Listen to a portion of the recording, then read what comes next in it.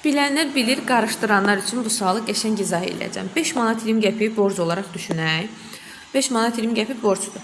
5 manat 20 qəpik borcum var. Az halda nə ola bilər? 5 manat borcum olar, 4 manat borcum olar, 3 manat borcum olar, 2 manat borcum olar, 0 manat borcum olar.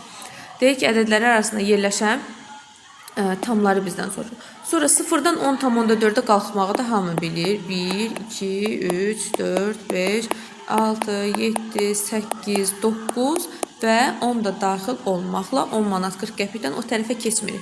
Deyir ki, ədədlərinin cəmini tapmaq lazımdır. Mənfi 5 ilə 5 islah olunur, mənfi 4 ilə 4 islah olunur, mənfi 3 ilə 3 islah olunur, mənfi 2 ilə 2, mənfi 1 ilə 1 islah olunur və 0 zaten cəm bir şey dəyişmir. 7, 8, 9, 10 bərabər olur.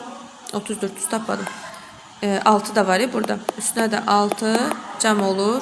46-nı unutmuşduq az qalsın.